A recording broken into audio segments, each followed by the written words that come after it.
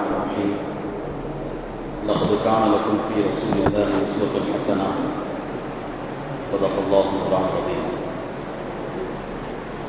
கண்ணியமான அல்லாஹ்வின் நல்லடியார்களே, பெரியவர்களே, சகோதரர்களே, அல்லாஹ் நம் அனைவருக்கும் தீனுடைய மேலான விளக்கத்தை தந்தருவானாக. தீனின் பிரகாரம் நம்முடைய வாழ்வின் கடைசி தருணம் வரை நிலைத்து நின்று அமல் செய்யக்கூடிய பாக்கியத்தை நசீபாக்குவானாக. அன்பான சகோதரர்களே, ரபியுல் அவ்வல் மாதம் ரசூலுல்லாஹி ஸல்லல்லாஹு அலைஹி வஸல்லம் அவர்களுடைய பிறப்போடு சம்பந்தப்பட்ட மாதம். நபி அவர்கள் குறித்து வருடமெல்லாம் நாம் பேச வேண்டும். அவர்கள் குறித்து பேசாத ஒரு நாள் கூட இருக்கக்கூடாது. அந்த அளவிற்கு நம்முடைய வாழ்வோடு இரண்டர கலந்தவர்கள் நம்முடைய தலைவர் முஹம்மது ஸல்லல்லாஹு அலைஹி வஸல்லம். குறிப்பாக ரபியுல் அவ்வல் மாதத்தை ஒட்டி அவர்களுடைய குணங்கள், அவர்கள் உலகத்திற்கு கொடுத்த சன்மானங்கள், அதனால் உலகம் அடைந்த லாபங்கள், அவர்களுடைய தேவைகள் இன்னைக்கு எவ்வளவு இருக்கின்றன என்பது குறித்தெல்லாம் பேச வேண்டிய, பரிமாறிக்கொள்ள வேண்டிய ஒரு சூழல் நம்முடைய சமூக சூழலாக இருந்து கொண்டிருக்கின்றது. அன்பு சகோதரர்களே, பெரியோர்களே, நபி பெருமானார் ஸல்லல்லாஹு அலைஹி வஸல்லம் உலகத்தில் 63 வருட காலங்கள் வாழ்ந்தார்கள். அந்த 63 வருட காலத்தில் நபியாக அவர்கள் அனுப்பப்பட்டது 40வது வயதில். அப்ப 40 வயதிலிருந்து 63 வயது வரை சுமார் 23 வருட காலங்கள் தான் அவர்கள் நபியாக உலகத்திலே இருந்தார்கள். நபியாக உலகத்திலே செயலாற்றினார்கள். நபியாக உலகத்திலே சீர்திருத்தங்களை செய்தார்கள். நபியாக உலகத்திலே நல்ல ஆரோக்கியமான கருத்துக்களை சொன்னார்கள். நல்ல குணங்களை விதைத்தார்கள். நல்ல மனிதர்களை உருவாக்கினார்கள். நல்ல சமுதாயத்தை கட்டமைத்தார்கள். இது எல்லாம் 23 வருட காலம் என்ற ஒரு சுருக்கமான காலத்தில் நடந்தது. நீண்ட நெடிய காலம் அல்ல. பண்பட்ட சமுதாயத்தை நபியவர்கள் பண்படுத்தவில்லை. எல்லா வகையிலும் கீழ்நிலையில் இருந்த சமுதாயத்தை நபி அவர்கள் பண்படுத்தினார்கள். அந்த சமுதாயம் ஜாஹிலியாவுடைய சமுதாயம், அறியாமை காலத்து சமுதாயம், அறியாமையில் கிடக்கக்கூடிய சமுதாயம் என்று பெயரெடுத்த ஒரு சமுதாயத்தை ரசூலுல்லாஹி ஸல்லல்லாஹு அலைஹி வஸல்லம் அவர்கள் கட்டமைத்தார்கள். அவர்களை பண்படுத்தினார்கள். அவர்களுக்கு கொடுக்க வேண்டிய ஒழுக்க நெறிகளை கொடுத்து அவர்களை உயர்ந்த உச்சத்திலே தூக்கி ஏற்றி நிறுத்தினார்கள். ஏராளமான சீர்திருத்தங்களை நபி ஸல்லல்லாஹு அலைஹி வஸல்லம் அவர்கள் செய்தார்கள். அந்த காலத்திற்கு மட்டுமல்ல, கியாமத் நாள் வரை வரக்கூடிய மனிதர்களுக்கு தேவையான அத்தனை வழிகாட்டல்களையும் சீர்திருத்தங்களையும் குறுகிய காலகட்டத்தில் ஏற்படுத்தி விட்டு சென்றார்கள் முஹம்மது ஸல்லல்லாஹு அலைஹி வஸல்லம். அவர்களை எத்தனை புகழ்ந்தாலும், அவர்களை எத்தனை அவர்களுடைய பெருமைகளை பேசினாலும் மிக குறைவு. அன்பு சகோதரர்களே, பெரியவர்களே, அவர்களுடைய ஒவ்வொரு அம்சங்களையும், அவர்களுடைய ஒவ்வொரு வார்த்தைகளையும், அவர்களுடன் போதித்த ஒவ்வொரு போதனைகளையும் பேசிக்கொண்டே இருக்க வேண்டும். குறிப்பாக நம்முடைய காலத்திற்கு ஏற்றாற்போல் ஒரு விஷயத்தை எடுப்பதாக இருந்தால், நபி ஸல்லல்லாஹு அலைஹி வஸல்லம் அல்லாஹ்வை பத்தி பேசினாங்க, மறுமையை பத்தி பேசினாங்க, குணநலன்களை பற்றி பேசினார்கள். இப்படி 1000 சீர்திருத்தங்களை செய்தார்கள் அல்லவா? அதிலே மிக முக்கியமான சீர்திருத்தம் என்னவென்றால், மனிதனை மனிதனோடு இணைத்தார்கள். மனிதர்கள் மனிதர்களை மதிக்க வேண்டும் என்று கற்றுக் கொடுத்தார்கள். மனிதர்கள் மதிக்கப்பட வேண்டியவர்கள் என்ற போதனையை மனிதர்களுக்கு சொன்னார்கள். இது மிக மிக முக்கியமான ஒரு வழிகாட்டல். இன்னைக்கு உலகம் அந்த மனிதத்துவத்தை இழந்து தவிக்கின்றது. மனிதர்களை மதிப்பது இன்னைக்கு குறைந்து கொண்டு வருகின்றது. அப்படி இருக்கக்கூடாது. மனிதர்களை மதிக்கணும், சகோதரத்துவத்தோடு இருக்கணும், அன்போடு இருக்க வேண்டும், ஒருவர் பிறரோடு ஐக்கியத்தோடு ஒற்றுமையோடு இருக்க வேண்டும் என்பதை ரசூலுல்லாஹி ஸல்லல்லாஹு அலைஹி வஸல்லம் தம் போதனையில் முதன்மையாக அதை முன்னிறுத்தினார்கள். ஒரு ஹதீஸிலே சொன்னார்கள், ஹக்குல் முஸ்லிமி அலல் முஸ்லிமி சித்துன். ஒரு முஸ்லிம் இன்னொரு முஸ்லிமுக்கு செய்ய வேண்டிய கடமை 6 கடமை இருக்குது. கடமை அற்றவர்கள் அல்ல நாம், எந்த பொறுப்பும் இல்லை என்று சொல்லக்கூடியவர்கள் அல்ல நாம், கடமையோடு கூடியவர்கள் நாம். நமக்கான கடமையை ஏற்படுத்தி தந்தவர்கள் முஹம்மது ஸல்லல்லாஹு அலைஹி வஸல்லம். அவர்கள் சொன்னார்கள், ஒரு முஸ்லிம் இன்னொரு முஸ்லிமுக்கு செய்ய வேண்டிய கடமை 6. 1, இதா லகீதஹு ஃபஸல்லிம் அலைஹி, பார்த்தா கண்டுக்காம போகாதப்பா, சலாம் சொல்லு. அவர் உன் சகோதரர் தானே, முஸ்லிம் தானே, தெரிந்தவரோ தெரியாதவரோ, சலாம் சொல்லு. வஇதா தஆக ஃபஅஜிபுஹு, அவர் ஏதாவது ஒரு விசேஷத்துக்கு கூப்பிட்டா, உன்னை விருந்துக்கு அழைத்தால் அதை புறக்கணிக்காது. அவர் மனசு கஷ்டப்படும், நான் கூப்பிட்டு கூட வரல, நான் அழைத்தும் கூட என்னை மதிக்கவில்லை என்று அவருடைய மனம் சிரமப்படும்படி ஏன் நீ நடந்து கொள்கின்றாய்? கூப்பிட்டா அவருடைய வீட்டுக்கு போ, அவர் அழைத்தால் அவருடைய விருந்துக்கு போ. ஏதாவது நல்ல ஆலோசனை கேட்டா, ஒருத்தருக்கு ஒருத்தர் ஆலோசனை கொடுத்துக் கொள்வது சகஜம். எல்லா விஷயத்திலும் ஒருத்தர் இன்னொருத்தருடைய ஆலோசனை பெறுகின்றார். ஒரு ஆலோசனை கேட்டால் எனக்கு என்ன என்று இருக்காது, அவருடைய பிரச்சனையை உன் பிரச்சனையாக நினைத்து அதற்கு நல்ல ஆலோசனை கொடு. எந்த ஆலோசனையாக இருக்கட்டும், எது ரீதியான ஆலோசனையாக இருக்கட்டும், கேட்டால் கொடுப்பது உன் கடமை. وَإِذَا عَطَسَ فَحَمِدَ اللَّهَ فَشَمِّتُهُ, அவர் தும்முனா அவர் அல்ஹம்துலில்லாஹ் சொல்வார். இப்ப நீ கண்டுக்காம இருக்காத, அது அவருடைய பிரச்சனை என்று இருக்காதே, அவருக்கு நீ யர்ஹமுக்கல்லாஹ் கூறுவாயாக, அல்லாஹ் உனக்கு ரஹ்மத் செய்வானாக என்று அவருக்கு நீ துஆ செய்வது உன் கடமை. وَإِذَا مَرِضَ فَعُدْهُ, உடம்பு சரியில்லைனா, எப்போது வரக்கூடிய ஒருத்தர் இன்னைக்கு உடம்பு சரியில்லை வீட்டில் இருக்கிறாரா, அவரை சென்று ஆறுதல் கூறுவாயாக.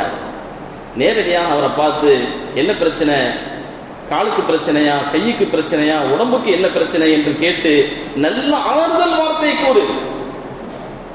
உடம்பு சரியில்லாததை பார்த்து சந்தோஷப்படாத, தொலைந்தான் ஒளிந்தான் என்று நினைக்காதே. சில நேரங்களில் பல பேர் சொல்லக்கூடிய ஆலோசனை, பல பேர் சொல்லக்கூடிய ஆறுதல்கள் நோயை குணப்படுத்திடும். மாத்திரை போட்டு அது போட்டு இது போட்டு கூட நோய் சரியாகாது. சில ஆறுதல் வார்த்தைகள் மனசை பக்குவப்படுத்தி அவருடைய உடல்நிலை சரியாவதற்கு, நோய் தீர்வதற்கு காரணமாகிவிடும். நீ அந்த மாதிரி நடந்து கொள். ஒயிதா மாத்த பத்தகைகள், இறந்து விட்டால் எனக்கு என்ன என்று இருக்காதே, அவருடைய ஜனாசாவுக்கு பின்னால போய் அதுக்கு செய்ய வேண்டிய கடமை என்னவோ அதை செய். நபி ஸல்லல்லாஹு அலைஹி வஸல்லம் மனிதன் மதிக்க வேண்டும் என்று கற்றுக் கொடுத்தார்கள். எப்போதெல்லாம் மதிக்க வேண்டும் என்று சொல்லிக் கொடுத்தார்கள், எப்படியெல்லாம் மதிக்க வேண்டும் என்று சொல்லிக் கொடுத்தார்கள். இது இந்த காலத்துடைய மிக மிக பெருமதியான ஒரு வழிகாட்டல். இன்னைக்கு உலகம் அந்த மாதிரி மனிதர்களைத்தான் தேடிக்கொண்டிருக்கின்றது. எங்கே அந்த மனிதர்கள்? ஒருத்தருக்கு ஒருத்தர் நேசத்தை கொண்டிருந்த மனிதர்கள் எங்கே? அந்த சமுதாயம் எங்கே? ஒருத்தர் இன்னொருத்தரை பார்த்து பேசி பழகி ஆறுதல் சொல்லக்கூடியவர்கள் எங்கே? உடல்நிலை சரியில்லை என்றால் ஆறுதல் வார்த்தைகளை சொல்லக்கூடியவர்கள் எங்கே? உலகம் தேடிக்கொண்டிருக்கின்றது. மனிதர்கள், அந்த மாதிரி நல்ல மனிதர்கள் குறைந்து கொண்டிருக்கின்றார்கள். அருமை சகோதரர்களே, பெரியவர்களே, நபி ஸல்லல்லாஹு அலைஹி வஸல்லம் அவர்களுடைய மிக முக்கியமான சுன்னத் என்ன தெரியுமா? தபஸ்ஸுமுக ஃபீ வஜ்ஹி அஃபீக ஸதகா. உன் சகோதரனை பார்த்து புன்முறுவல் செய்வதும் கூட தர்மம். நன்மை என்றால் சுப்ஹானல்லாஹ், அல்ஹம்துலில்லாஹ், அல்லாஹ் அக்பர் என்று zikr செய்வது, வணக்கம் செய்வது, பள்ளியில் இருப்பது மட்டுமல்ல. நன்மை என்பது நீ யாரையாவது பார்த்து சிரிச்சே என்று சொன்னால் அது கூட நன்மை என்றார்கள் ரசூல் ஸல்லல்லாஹு அலைஹி வஸல்லம். அன்பு சகோதரர்களே, நபியுடைய அந்த வாழ்க்கையை எடுத்துக்கொண்டால் அவர்களுக்கு இருந்த வாழ்க்கை பிரச்சனை, அவர்களுக்கு இருந்த அழுத்தம் நம்மள யாருக்குமே கிடையாது. ஒரு பக்கம் குர்ஆன் இறங்கிக் கொண்டிருக்கின்றது, அது எவ்வளவு பெரிய பொறுப்பு. அந்த குர்ஆனை எல்லா முழு சமுதாயத்திலும் கொண்டு போய் சேர்க்க வேண்டும். இத்தனைக்கும் நபி அவர்களுக்கு 11 மனைவியர்கள். எதிரிகளுடைய ஒரு பெரிய தாக்குதலுக்கு உள்ளாக இருந்தார்கள். அச்சுறுத்தல் இருந்தது. சமுதாயத்தை காப்பாற்ற வேண்டும், பண்படுத்த வேண்டும், குர்ஆனை பாதுகாக்க வேண்டும். அத்தனை அழுத்தங்கள் இருந்தும் கூட நபி ஸல்லல்லாஹு அலைஹி வஸல்லம் உம்முன்னு இருந்தது கிடையாது. முகத்தை கடுகடுப்பாக வைத்திருந்தது கிடையாது. சஹாபாக்கள் சொல்வார்கள், நபியை விட அதிகம் புன்முறுவல் செய்து நாங்க யாரையுமே பார்க்கல. அந்த மாதிரி எப்ப பார்த்தாலும் சிரிச்ச முகம். சிரிச்ச முகத்தோடு இருப்பது ஒரு சுன்னத் சகோதரர்களே. இன்னைக்கு சிரித்த முகம் மங்கிவிட்டது. திருமணம் முடிஞ்சிச்சா, ஒரு குழந்தை பிறந்து விட்டதா, சில பேர் சிரிக்கிறதே மறந்துடுறாங்க. எப்போது பார்த்தாலும் உம்மென்று நிற்கின்றார்கள். தானே சந்தோஷமாக இல்லாதவர்கள் மற்றவர்களோடு சந்தோஷமாக பேசுவார்களா, பழகுவார்களா, சிரித்துதான் பேசுவார்களா? அன்பை சகோதரர்களே, பெரியவர்களே, நபி அவர்கள் எந்த அளவிற்கு ஒரு ஹதீஸ்ல சொன்னாங்க அப்படின்னு சொன்னா, உங்களால எல்லாத்துக்கும் காசு பணத்தை கொடுத்துட முடியாது. உங்களுடைய காசு பணத்தை வைத்து எல்லோரையும் சந்தோஷப்படுத்தி விட முடியாது. ஆனால் வலாக்கின் யஸஅஹு மின்கும் பஸ்துல் வஜ் வ ஹுஸ்னுல் ஹுல்க், உங்களுடைய மலர்ந்த முகத்தாலும் நல்ல குணத்தாலும் எல்லாத்தையும் சந்தோஷப்படுத்தலாம். அதை ஃப்ரீயா கொடுக்கலாம். காசு பணம் இருக்கின்றது, எத்தனை பேருக்கு உங்களால் தர முடியும்? ஆனால் மலர்ந்த முகத்தை, புன்னகையை நீங்க எல்லாருக்கும் தரலாம். அப்படி தாருங்கள் என்று சொன்னார்கள் முஹம்மது ஸல்லல்லாஹு அலைஹி வஸல்லம்.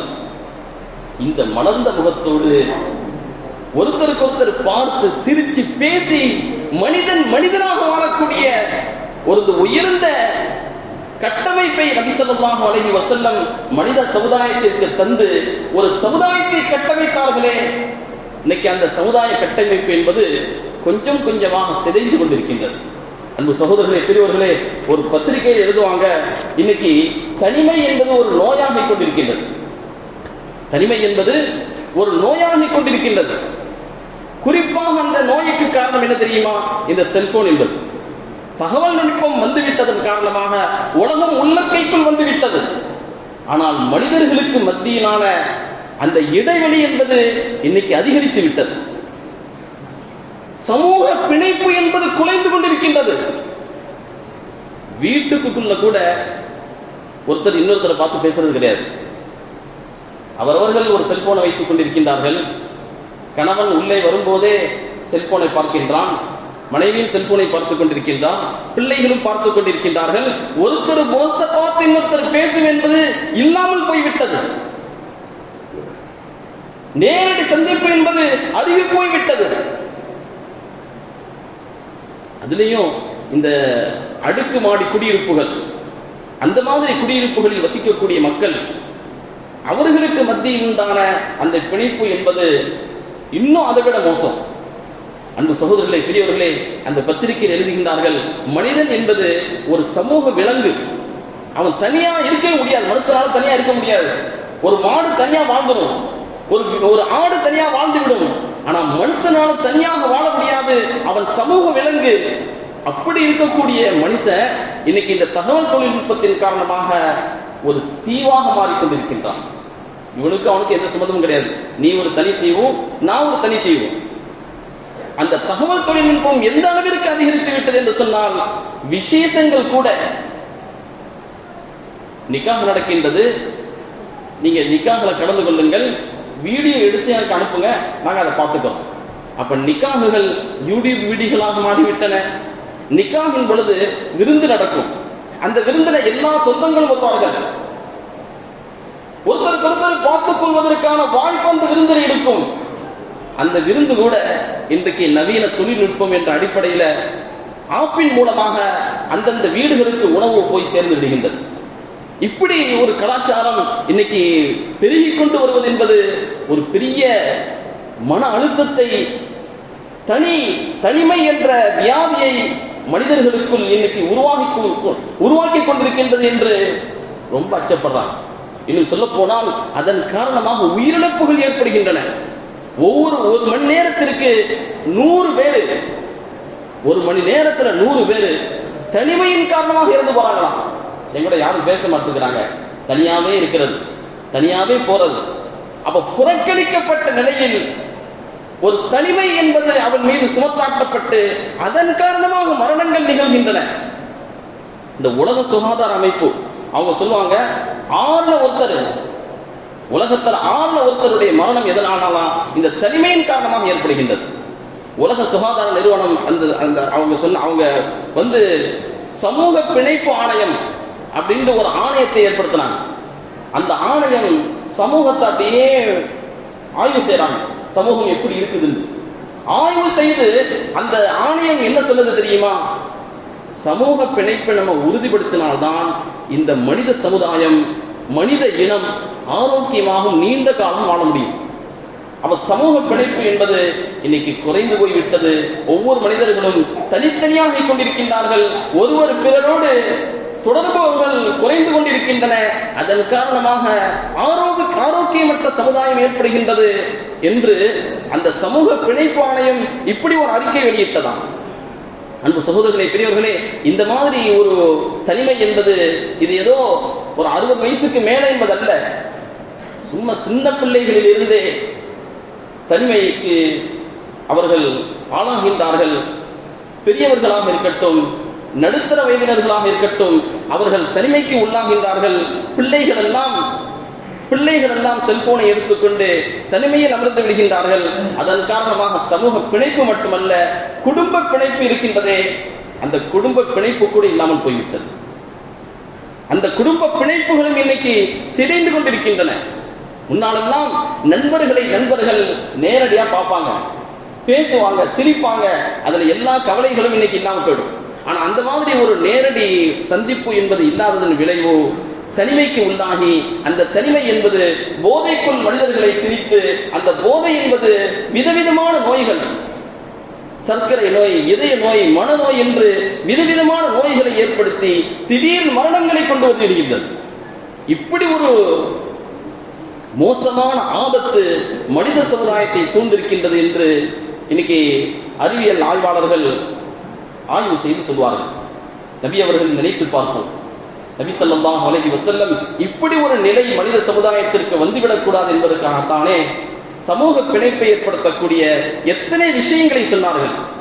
ஒருத்தர் இன்னொருத்தரை பார்த்து சிரிங்க என்று சொன்னார்கள், ஒருத்தர் இன்னொருத்தருக்கு சலாம் சொல்லுங்கள் என்றார்கள், ஒருத்தர் இன்னொருத்தரின் மீது அன்பு பாராட்டுங்கள் என்றார்கள். நபியுடைய அந்த சுன்னத்தை எடுத்து நடந்தால், அவர்களுடைய வார்த்தைகளை நம்முடைய வாழ்க்கையின் வழிகாட்டியாக ஆக்கிக் கொண்டால் பல பிரச்சனைகளுக்கு தீர்வு கிடைச்சது. அன்பு சகோதரர்களே, பெரியவர்களே, இந்த மாதிரியான பிரச்சனைகளுக்கான தீர்வுகளை முஹம்மது ஸல்லல்லாஹு அலைஹி வஸல்லம் 1400 வருடங்களுக்கு முன்பே தந்துவிட்டு சென்றார்கள். முற்காலத்தில் அந்த நோய் தீர்ந்ததற்கு காரணம் அவர்களுடைய வழிகாட்டல். இன்னும் எதிர்காலத்திலும் மனித சமுதாயத்தை நோய் அண்டக்கூடாது என்றால், மனிதர்களுக்கு மத்தியில் அன்பும் பிணைப்பும் இருக்க வேண்டும் என்றால், நபியுடைய அந்த வழிகாட்டல்களை எடுத்து நடப்பதில் மட்டும்தான் என்பதை நாம் ஆழமாக புரிந்து கொள்ள வேண்டும். எனவே அன்பு சகோதரர்களே, பெரியவர்களே, இன்னைக்கு நிறைய தகவல் தொழில்நுட்பங்கள் வளர்ந்து கொண்டிருக்கின்றன, உண்மைதான். ஆனால் அது ஒரு கத்தி மாதிரி, சரியா பயன்படுத்தினால் சரியானது. அதை தவறாக பயன்படுத்தும் பொழுது, எல்லை மீறி பயன்படுத்தும் பொழுது மோசமான விளைவுகள் ஏற்படும் என்பதையும் நாம் புரிந்து கொள்ள வேண்டும். பல நேரங்களில் இந்த செல்போனின் காரணமாக ஒருத்தருக்கு இன்னொருத்தருக்கு மத்தியில் உண்டான தொடர்புகள் அறுந்து போய், கணவன் மனைவிக்கு மத்தியிலான தொடர்புகள் கூட இன்னைக்கு அருகி போச்சு. கணவன் செல்போனோடு குடும்பம் நடத்துகின்றான், மனைவி செல்போனோடு குடும்பம் நடத்துகின்றான். பல நேரங்களில் தலாக்குடைய பிரச்சனை ஏற்படுகின்றது அல்லவா? எதனால் ஏற்படுகின்றது என்று அந்த காரணங்களை பார்க்கும் பொழுது அதிலே ஒரு காரணம், கணவன் சரியாக எனக்கு நேரம் தருவதில்லை. நான் கணவனை எதிர்பார்த்திருக்கின்றேன், என் கணவன் என்னிடம் வருவார், அன்பாக 4 வார்த்தைகளை பேசுவார் என்று. நேரமே தருவது கிடையாது. செல்போனோடு வரலாம், செல்போனை பார்க்கிறான், அப்படி படுத்துறான். இது ஒரு வாழ்க்கையா என்று மனம் வெறுத்து தலாக்கேற்ற சம்பவங்கள் இருக்கின்றன நம்முடைய ஊரிலே. எனவே அன்பு சகோதரர்களே, இந்த மாதிரியான பாதிப்புகள் எல்லாம் நம்முடைய குடும்பத்திலோ நம்முடைய ஊரிலோ ஏற்படக்கூடாது என்றால், இந்த தகவல் தொழில்நுட்ப சாதனங்கள், குறிப்பாக செல்போன்களுடைய பயன்பாட்டைக்கு நான் ஒரு கட்டுப்பாடு விதிக்க வேண்டும். தேவைக்கு மட்டும் அதை பயன்படுத்தணும், தேவை இல்லையா ஒதுக்கி வச்சிடணும். இருக்கிற நேரங்கள் எல்லாம் கிடைக்கும் 5 நிமிடம் கூட நான் அதில்தான் கழிப்பேன் என்ற மனநிலை நம்மிடத்தில் வந்துவிடுமேயானால் ஆரோக்கியமான சமுதாயத்தை பார்க்க முடியாது, ஆரோக்கியமான குடும்பத்தை பார்க்க முடியாது, ஒரு பெரிய சீரழிவுக்கும் பேரழிவுக்கும் உள்ளாகிவிடும். வல்ல அல்லாஹு தஆலா அந்த மாதிரி பேரழிவை விட்டு சீரழிவை விட்டு நம்மை பாதுகாப்பானாக. அன்பு சகோதரர்களை, இந்த நேரத்தில் ஒரு முக்கியமான அறிவிப்பும் கூட. விநாயகர் சதுர்த்தி என்ற ஊர்வலம் முன்னெடுக்கப்படுகின்றது. இது கடவுள் பக்தி கொண்டவர்கள் என்பதை விட அரசியல் ஆதாயத்திற்காக வேண்டி செய்பவர்கள் தான் அதிகம். அதிலே அவர்களுக்கு ஒரு அரசியல் ஆதாயம் இருக்கின்றது, லாபம் இருக்கின்றது. அதன் மூலமாக அணிதிரட்டுகின்றார்கள், முஸ்லிம்களை அச்சுறுத்துகின்றார்கள். இப்படி ஒரு தீய சக்திகளுடைய முன்னெடுப்பு தான் இந்த விநாயகர் சதுர்த்தி என்ற ஊர்வலம். நம்ம எல்லாத்துக்குமே தெரியும். நம்முடைய ஊர் வழியாக போகின்றது என்றால் நம்மளே ஈமானுடைய ரோஷம் இருக்குமே. ஆனால் நம்ம அதை பார்க்கிறது, அதை பார்ப்பதன் மூலம் அவர்களை உற்சாகப்படுத்துவது. சில பேருக்கு யாராவது பார்த்தா ஒரு உற்சாகம் வந்துடும்.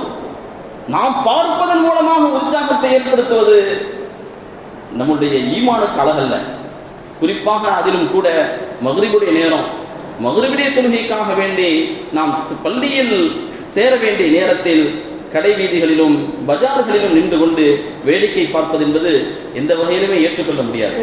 எனவே இந்த மாதிரியான மோசமான விஷயங்களுக்கும் நாம் ஒத்துழைக்காமல், அதற்கு அதை தூண்டுதலுக்கு நாம் காரணமாகாமல், அதை உற்சாகப்படுத்துபவர்களாக அல்லது உற்சாகத்தை தரக்கூடியவர்களாகவும் நாம் இருக்காமல், நாம் ஈமானுடைய ரோஷத்தை வெளிப்படுத்தக்கூடிய ஒரு இடமாகவும் ஒரு நாளாகவும் இருக்கின்றது என்பதை இந்த நேரத்தில் நான் தெரிவித்துக் கொண்டு, நீண்ட நெடிய நாட்கள் நோய் நொடி இல்லாமல் சுகத்தோடு இன்பத்தோடு வாழ்ந்து அல்லாஹ்வை நின்று வழிபட்டு வாழக்கூடிய உயர்ந்த பாக்கியத்தை அல்லாஹ் நம் எல்லோருக்கும் தந்தருள்வானாக என்ற நல்ல துஆக்களோடு உங்கள் எல்லோரின் துஆவை ஆதரவு வைத்து என் வார்த்தைகளை நிறைவு செய்கின்றேன். வாஹிரு தஅவானா அல்ஹம்துலில்லாஹ்.